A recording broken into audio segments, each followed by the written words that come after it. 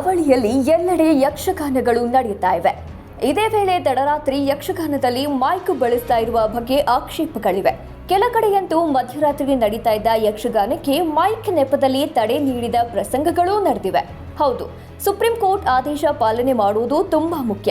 ತಡರಾತ್ರಿ 10ರ ಬಳಿಕ ನಾಟಕ, ಯಕ್ಷಗಾನ ಮತ್ತಿತರ ಪ್ರದರ್ಶನ ಕಲೆಗಳು ಕರಾವಳಿಯಲ್ಲಿ ಸಾಮಾನ್ಯ.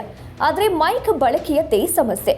ಜೋರಾಗಿ ಸದ್ದು ಮಾಡಿಕೊಂಡು ಯಕ್ಷಗಾನ ನಾಟಕ ನಡೆಸಿದ್ರೆ ಊರವರ ನಿದ್ದೆ ನೆಮ್ಮದಿಗೂ ಭಂಗ.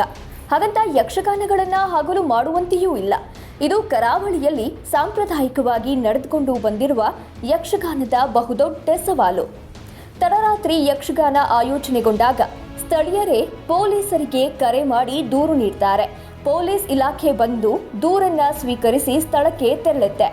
ಉಡುಪಿ ಜಿಲ್ಲೆಯ ಎರಡೂ ಕಡೆ ಇದು ನಡೆದಿದೆ. ಜನನಿಬಿಡ ಪ್ರದೇಶಗಳಲ್ಲಿ ಯಕ್ಷಗಾನ ಪ್ರಸಂಗ ನಡೆಯುವಾಗ ಮೈಕ್ ಬಳಕೆ ವಿಚಾರದಲ್ಲಿ ಜನರು ದೂರು ನೀಡೋದು ಸಾಮಾನ್ಯ. ಈ ಕುರಿತು ಪ್ರತಿಕ್ರಿಯೆ ನೀಡಿರುವ ಕರ್ನಾಟಕ ಯಕ್ಷಗಾನ ಅಕಾಡೆಮಿ ಅಧ್ಯಕ್ಷ ಡಾಕ್ಟರ್ ತಲ್ಲೂರು ಶಿವರಾಮ ಶೆಟ್ಟಿ, ಯಕ್ಷಗಾನ ಪ್ರದರ್ಶನಗಳಿಗೆ ಅಡ್ಡಿಯಾಗ್ತಾ ಇರುವ ಬಗ್ಗೆ ಮಾಧ್ಯಮಗಳಲ್ಲಿ ಗಮನಿಸಿದ್ದೀನಿ. ಆದರೆ ಈ ತನಕ ಆಯೋಜಕರು ಮತ್ತು ಕಲಾವಿದರು ನಮಗೆ ಲಿಖಿತ ರೂಪದಲ್ಲಿ ದೂರು ಕೊಟ್ಟಿಲ್ಲ. ಲಿಖಿತ ದೂರು ಕೊಟ್ಟರೆ ಸರ್ಕಾರದ ಗಮನಕ್ಕೆ ತರ್ತೀವಿ. ನ್ಯಾಯಾಲಯಕ್ಕೂ ಈ ಬಗ್ಗೆ ನಾವು ಮನವರಿಕೆ ಮಾಡ್ತೀವಿ. ಯಕ್ಷಗಾನಕ್ಕೆ ಸಾವಿರಾರು ವರ್ಷದ ಇತಿಹಾಸವಿದ್ದು ಯಕ್ಷಗಾನ ಕಲೆಗೆ ಕೋಟ್ಯಂತರ ಜನ ಅಭಿಮಾನಿಗಳಿದ್ದಾರೆ. ಎಲ್ಲರೂ ಒಕ್ಕೊರಲಿನಿಂದ ದನಿ ಎತ್ತಿದ್ರೆ ಯಕ್ಷಗಾನ ಪ್ರದರ್ಶನಕ್ಕೆ ಯಾವುದೇ ಅಡ್ಡಿಗಳು ಆಗೋದಿಲ್ಲ ಅಂತ ಪ್ರತಿಕ್ರಿಯೆ ನೀಡಿದ್ದಾರೆ. ಪೇಪರ್ ರೀತಿಯಲ್ಲೆಲ್ಲ ಬಂದಿದೆ, ಅಲ್ಲಿ ಗಲಾಟೆ ಆಗಿದೆ, ಇಲ್ಲಿ ಗಲಾಟೆ ಆಗಿದೆ, ಬಂದಿದೆ. ನಾವು ಪೇಪರಲ್ಲಿ ಮಾಡಿ ನೋಡಿದ ಹೊರತು ನಾವು ಬೇರೆ ಎಲ್ಲಿ ಕೂಡ ನಾವು ಅದನ್ನು ನಮಗೆ ಯಾರು ಲಿಖಿತವಾಗಿ ಯಾರು ನಮಗೆ ಕೊಡಲಿಲ್ಲ. ಲಿಖಿತವಾಗಿ ಯಾರು ನಮಗೆ ಲೆಟ್ರ್ ಕೊಡಲಿಲ್ಲ. ಆದ್ದರಿಂದ ಒಂದು ವೇಳೆ ಸಂದರ್ಭದಲ್ಲಿ ಯಾರು ಲಿಖಿತ ಕೊಟ್ಟರೆ ನಾವು ಸರ್ಕಾರದ ಗಮನಕ್ಕೆ ತಂದು ಮುಂದಿನ ಕ್ರಮವನ್ನು ನಾವು ಕೈಗೊಳ್ತೇವೆ.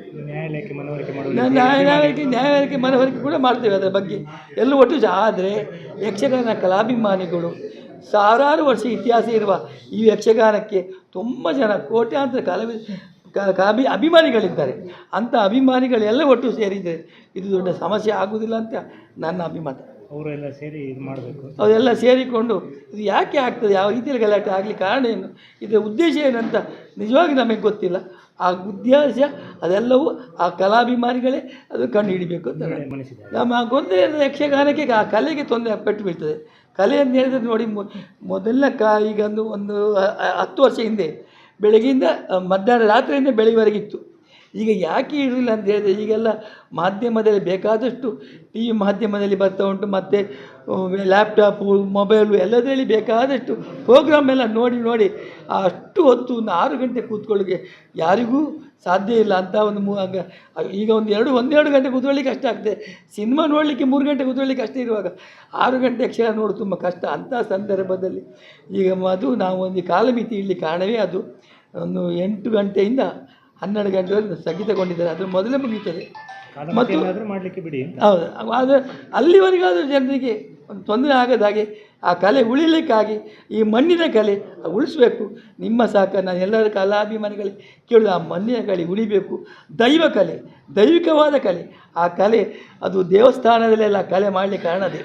ಎಲ್ಲಿ ಬೆಳಕು ತೋರಿಸ್ತಾರೆ ಬೆಳಗ್ಗೆಯಿಂದ ಸಾಯಂಕಾಲವರೆಗೆ, ರಾತ್ರಿಯಿಂದ ಬೆಳಗ್ಗೆವರೆಗೆ ಯಾರು ಬೆಳಕು ತೋರಿಸ್ತಾರೆ ಅವರ ಹರಕೆ ಪೂರ್ಣವಾಗ್ತಂತ ಹಿಂದಿಂದ ಸಾವಿರಾರು ವರ್ಷ ಹಿಂದಲೇ ಬಂದದ್ದು.